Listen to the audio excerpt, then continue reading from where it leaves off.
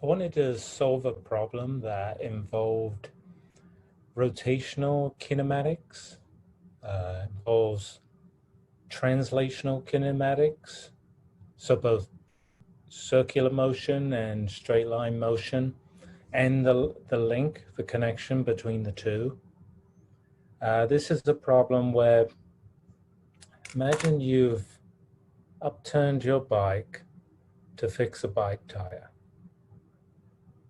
and you rotate the wheel, and the wheel is wet or damp, and droplets from the rotating wheel, damp wheel, fly upwards into the air, fly vertically upwards into the air.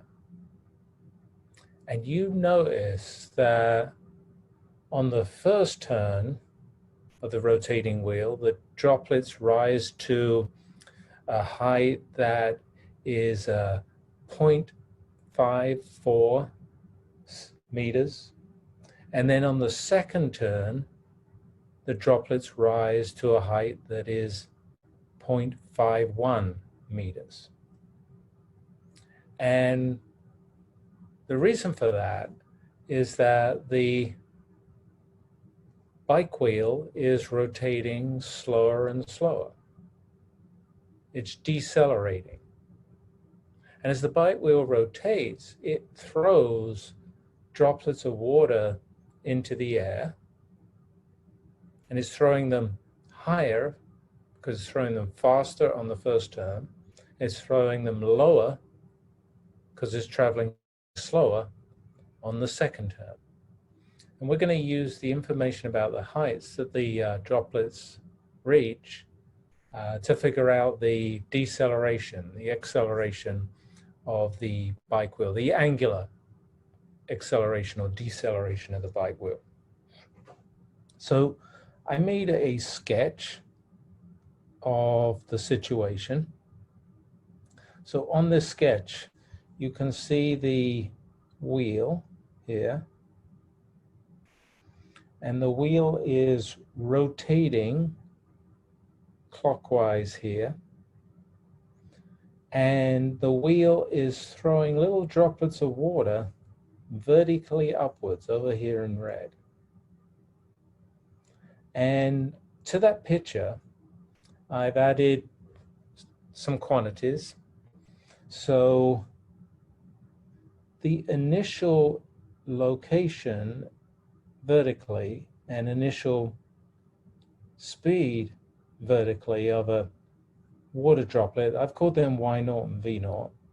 The final vertical position and speed of a water droplet, I've called them Y and V. And here's the acceleration of gravity. And the motion of the droplets is a straight line motion where they're moving under the acceleration of gravity. And we're actually going to start by analyzing the droplet straight line motion to find out the initial speeds of the droplets from the heights that the droplets reach.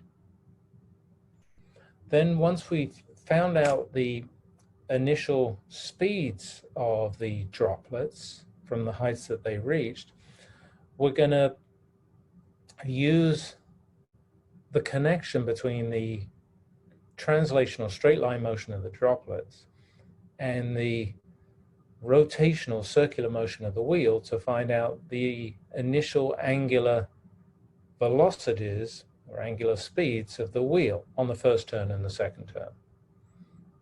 And then once we've got those initial angular velocities and final angular velocities of the wheel on the first and second turn, we can then pretty straightforwardly, pretty easily find out the angular acceleration of the wheel. So those are the stages that we're going to walk through. So first stage,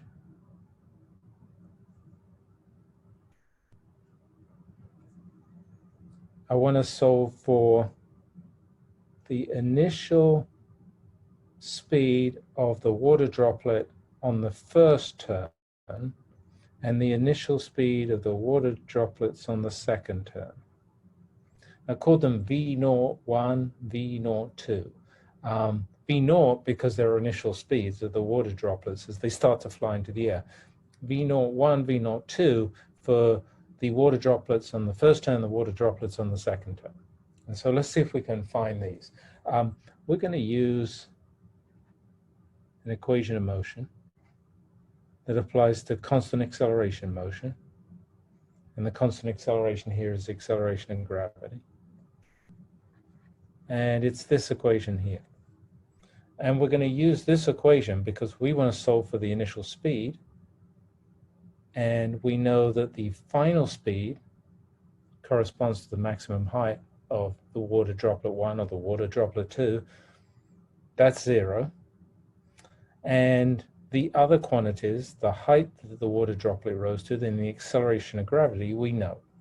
So we can rearrange this equation by moving the initial speed from the left to the right.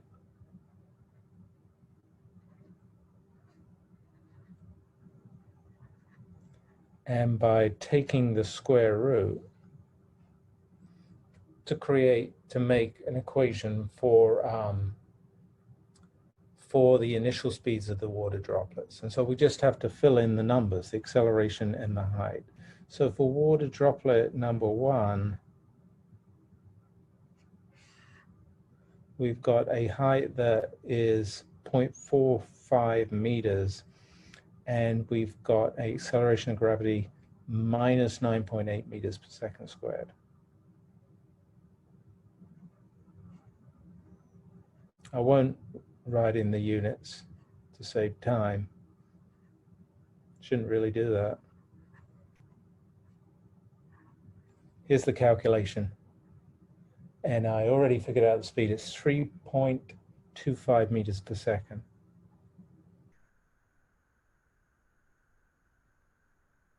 And then exactly the same thing for the second water droplet. Same equation. Minus 2 times the acceleration of gravity times the height that that water droplet reached. It was 0.51 meters. And I already calculated that too, of course.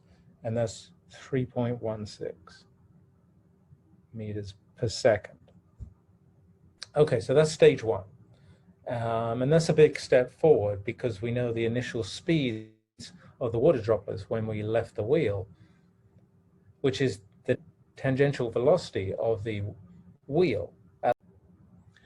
So the next step is to use the initial velocities of the 2 water droplets to calculate the angular velocity of the rotating wheel. And here the point is that the initial velocities of the water droplets correspond to the radius of the wheel times the angular velocity of the wheel. And that's because the water droplets, at the moment they were released, were sitting on the wheel. They were moving with the wheel. They were like 2 little points on the wheel. And so whenever you think about points on a rotating object, you can calculate the velocities, speeds of those points on the rotating object by multiplying the angular velocity of the rotating object by the radius of the points, the distance of the points from the axis of rotation on the rotating object. So let's do that calculation. So here we're going to calculate omega naught 1 and omega naught 2. And we're going to calculate those from the V naught 1, V naught 2.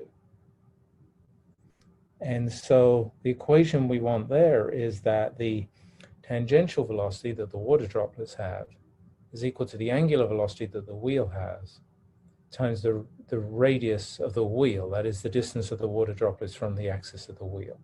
And if we rearrange that, then omega naught 1 is going to be V naught 1 divided by R. And we know V naught 1, 3.25 And we know the radius of the wheel, 0.335 meters. And if we divide the 3.25 by the 0.35, that's 9.71 radians per second. And now we can do the same calculation for the second water droplet and the later angular velocity of the wheel. So the angular velocity of the wheel is going to be the tangential velocity of the water droplet, and that divided by the radius of the wheel, and that was 3.16 meters per second, divided by 0.335 meters, radius of the wheel, and I worked that out. That was 9.43 radians per second. Okay, so now we have the angular velocity of the wheel, the moments that the water droplets on the first turn were thrown off the wheel, and the moment the water droplet on the second turn was thrown off the wheel. Now we can use that information to figure out the acceleration.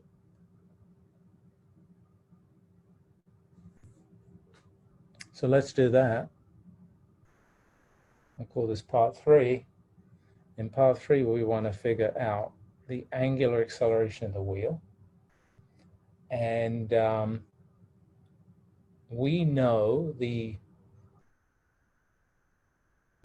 initial angular velocity of the wheel. It's omega naught 1. We know the final angular velocity of the wheel. It's omega naught 2.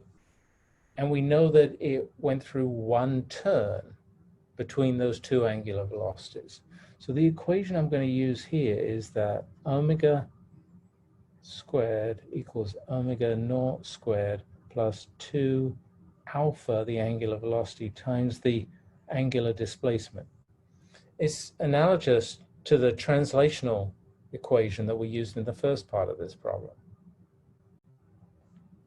And importantly here, that initial angular velocity on the first turn, that's what we called omega naught when we were thinking about the droplets. And that final angular velocity, that's the second turn, that's what we call omega naught 2. That was the angular velocity when the water droplets on the second turn flew into the... And so we can rewrite this as an equation for the angular acceleration. That's what the question.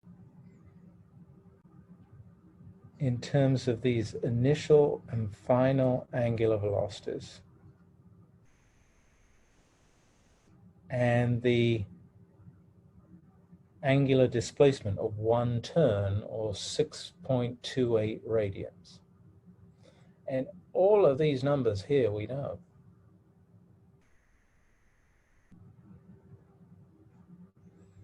The final angular velocity is 9.43 radians per second. I won't write the units, I should do, but I won't write the units. The initial is 9.71 radians per second. And the angular displacement in radians was 6.28. And if you do that little calculation, which of course I did, you get negative 0.43 radians per second squared. And that's the angular acceleration of the wheel. Now that was quite a lengthy problem. I don't think any, well, this is my opinion, I don't think any of the individual steps are too difficult. But the problem of a whole is quite difficult because you have to digest the information that you're given in the problem. You have to understand this is a problem combining translational and rotational motion. you have to understand that connection between the translational motion of the water droplets and the rotational motion of the wheel. And you have to sort of chart this course through from the water droplets to the wheel, from the translational motion to the rotational motion, to ultimately find this angular acceleration. You notice it's a negative number because the wheel's slowing down. So it makes sense that the water droplets are going to go less and less high because of the negative acceleration, which is slowing the wheel down. Anyway, it's a nice example of kinematics, both translational and rotational kinematics.